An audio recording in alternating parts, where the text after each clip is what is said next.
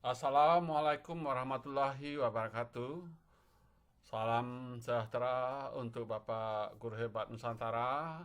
Selamat bertemu kembali dengan saya Dr. Andes Ferial MPDT. Pada pertemuan kita hari ini kita akan mencobakan mempraktikkan praktis menyusun laporan karya inovatif era kurikulum merdeka.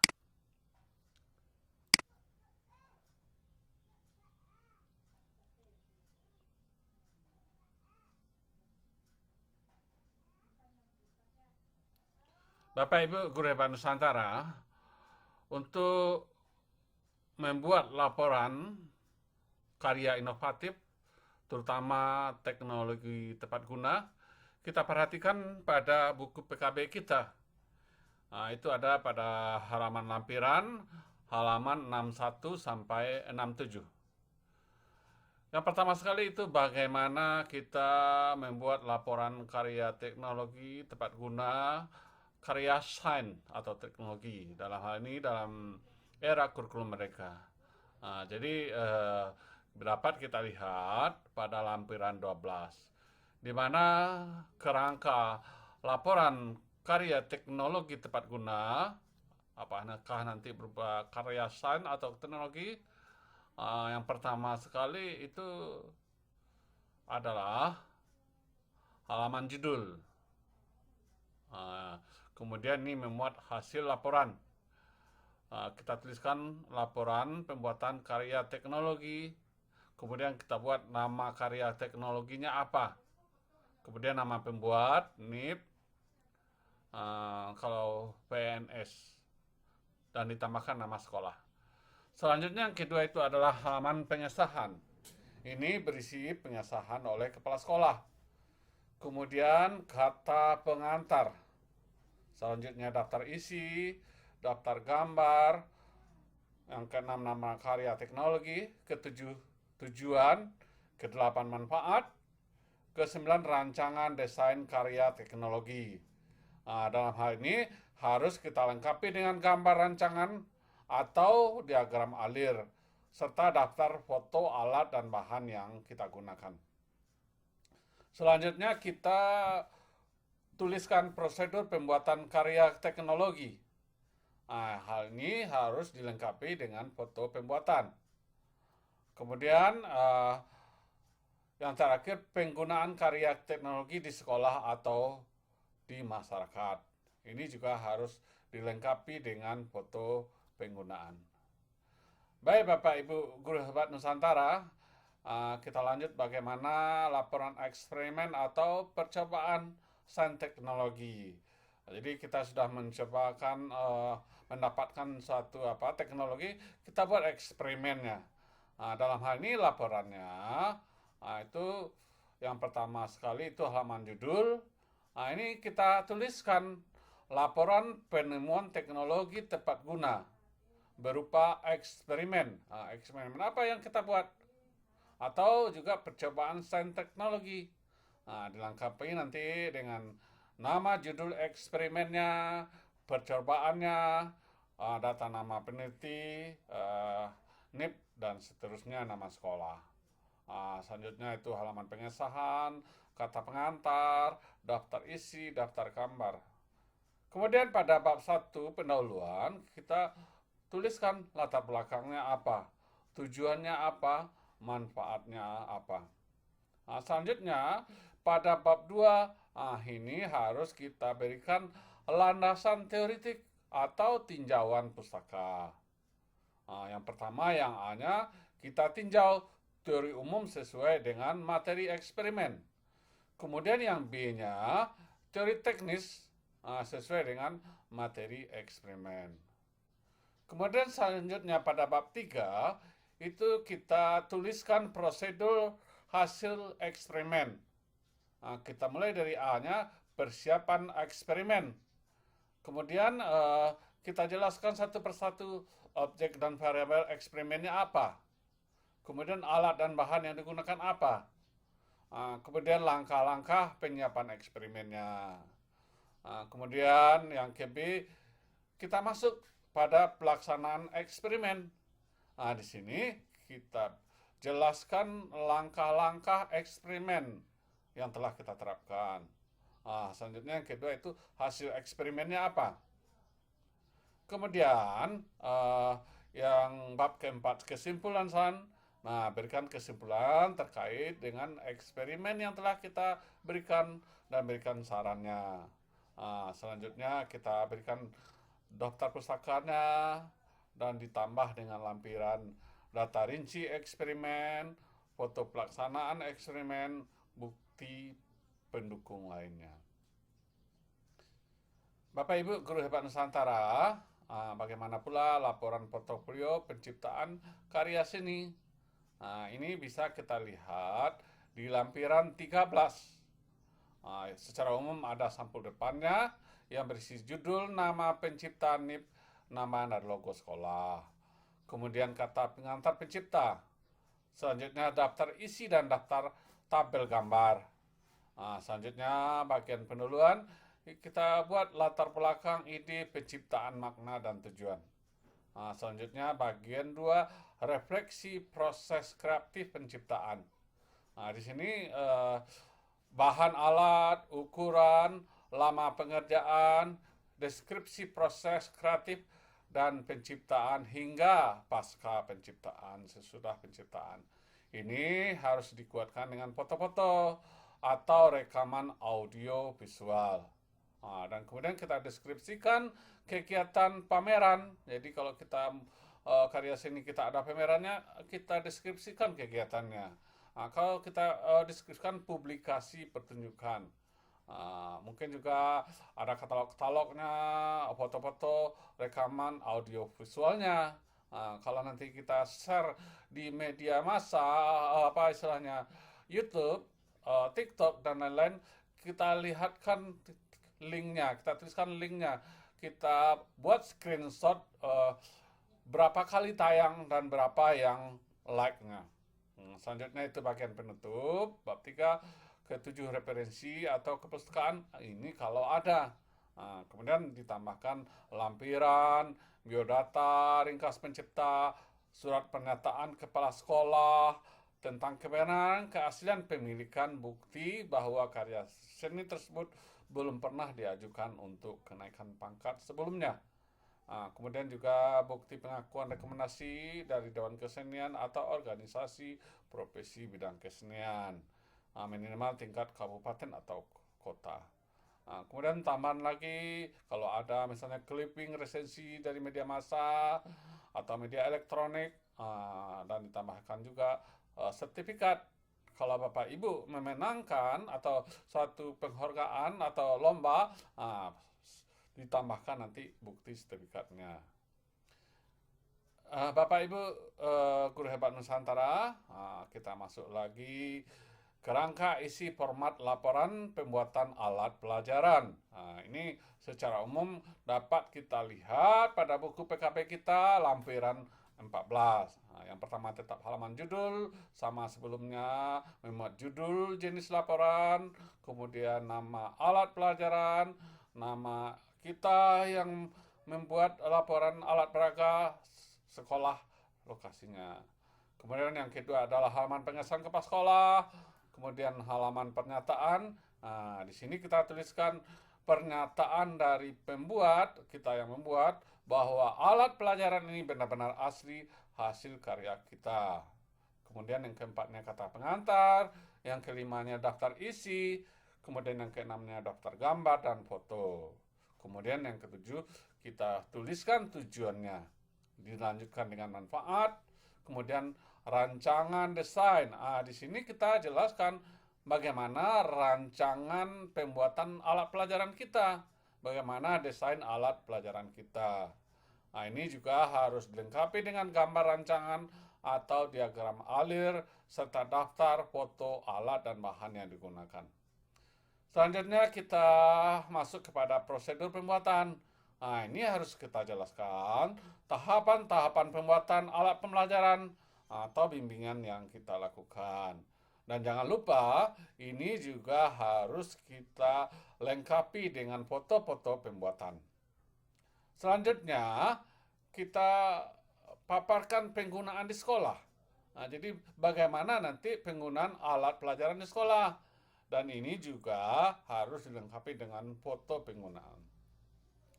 Kemudian yang selanjutnya kita berikan deskripsi dampak peningkatan terhadap kualitas dalam proses pembelajaran dan hasil belajar peserta didik. Ini harus kita deskripsikan sedikit bagaimana dampak terhadap kualitas proses pembelajaran dan hasil belajar peserta didik. Baik, Bapak Ibu Guru Hebat Nusantara, kita lanjutkan sedikit lagi laporan pembuatan alat peraga. Nah, ini berbeda sedikit isinya saja, tapi formatnya tidak jauh berbeda. Kalau tadi adalah alat apa istilahnya alat pembuatan alat pembelajaran, di sini alat peraga.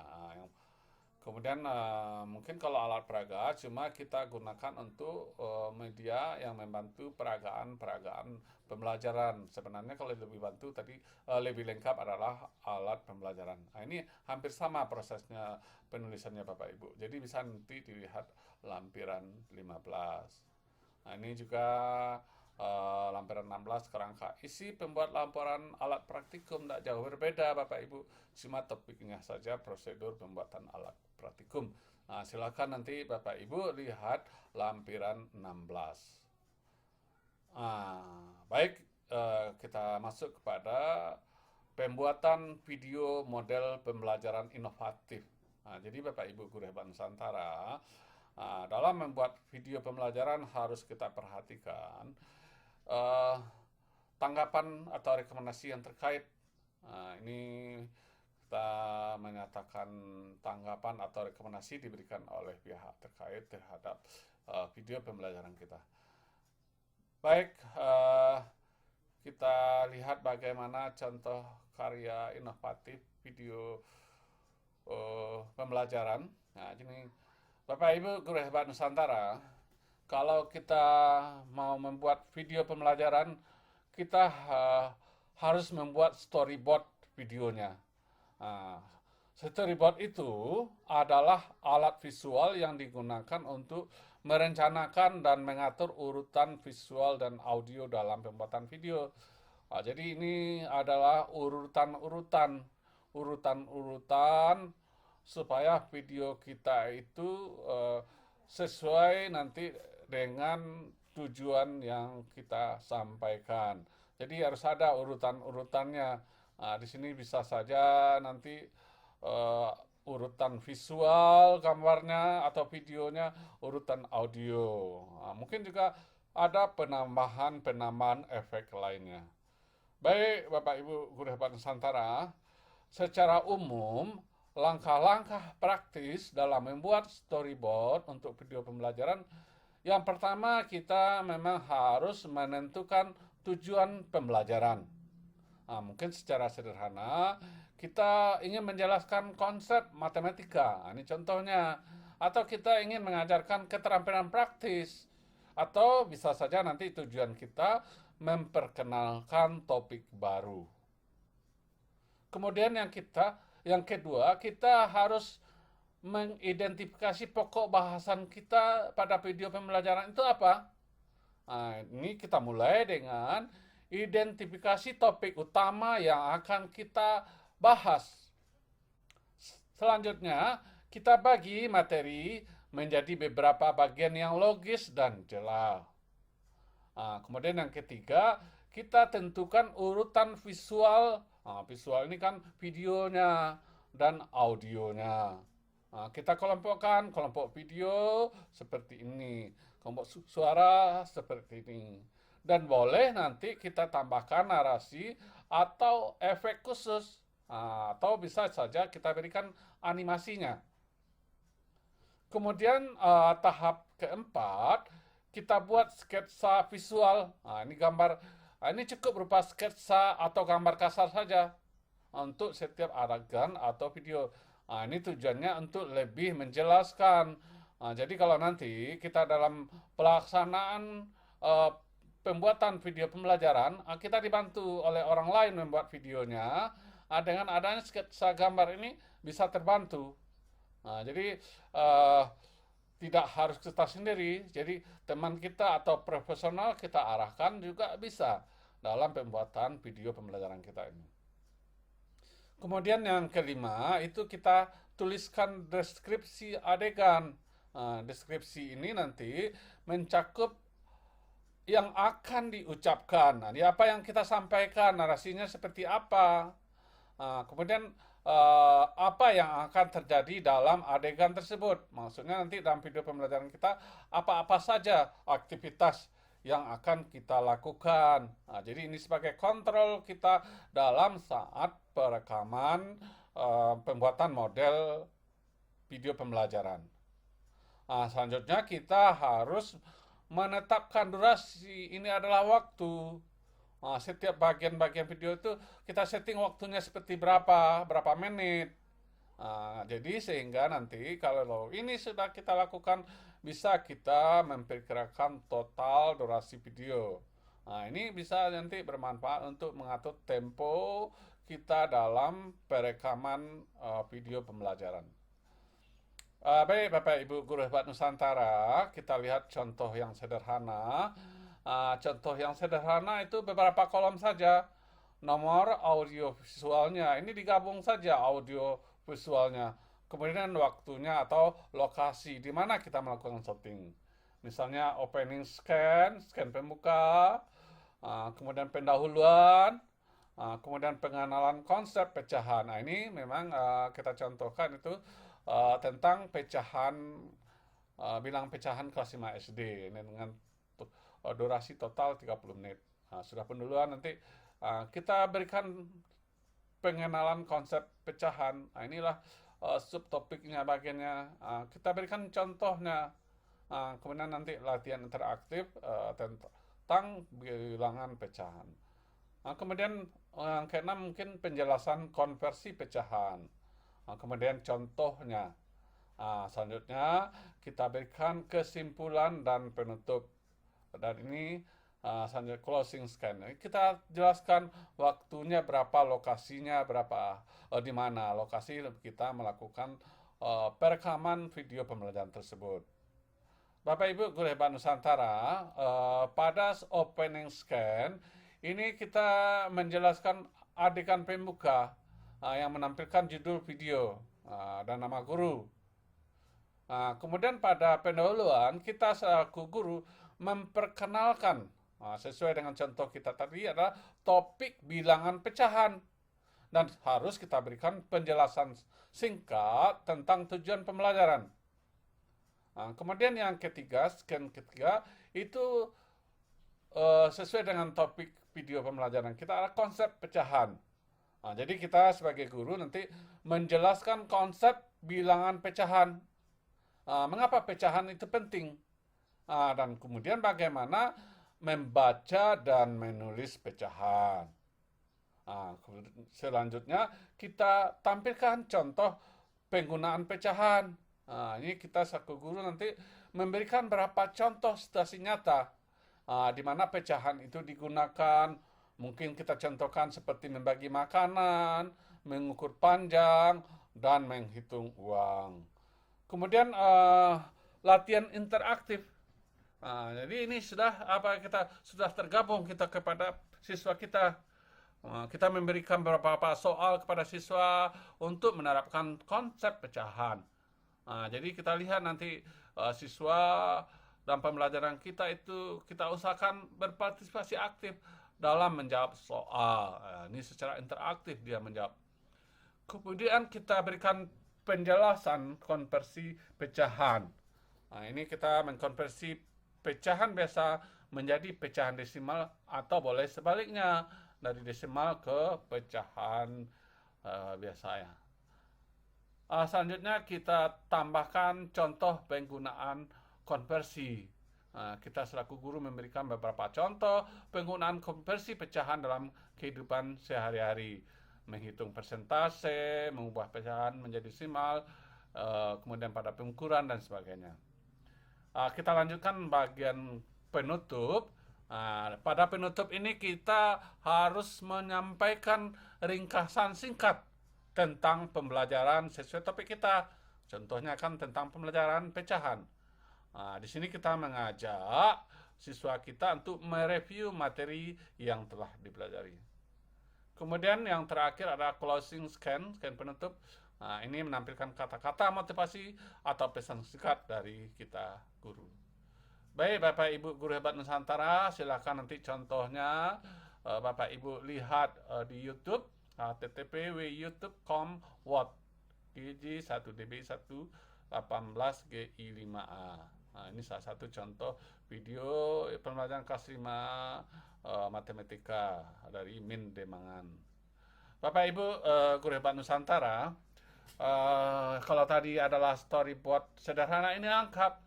Nah, jadi kalau lengkap ini kita buat audionya tuh narasinya apa? Nah, ini kita jelaskan contohnya openingnya apa. Nah, kemudian suara ini ada suara latar belakang atau bagaimana? Nah, kemudian tampilan visual itu adalah tampilan videonya seperti apa. Nah, kemudian efeknya berapa dan waktunya berapa. Nah, mungkin seperti opening, seperti kita biasa itu mengucapkan salam, menanyakan bagaimana kabar anak-anak, dan lain-lainnya. Nah, jadi kami sampaikan Bapak Ibu, di sini kan ada tampilan visual. Ini boleh kita tambahkan dengan gambar-gambar atau sebaiknya kita tambahkan gambar-gambar. Nah, kalau sekarang mencari gambar itu kan gampang di internet. Nah, sebenarnya nanti juga sketsa saja, tidak apa-apa. Nah, jadi Bapak Ibu guru hebat Nusantara, kalau memang bisa nanti kita buat yang lebih lengkap storyboard ini, ini akan lebih baik. Nah, tapi dengan cara yang sederhana seperti tadi sebelumnya, itu juga bisa. Nah, yang penting nanti video kita berhasil. Baik Bapak Ibu guru hebat Nusantara, demikian pertemuan kita pada hari ini. Mau kasih matur nuwun, dangke, guru semange, wawa, thank you very much. Wassalamualaikum warahmatullahi wabarakatuh.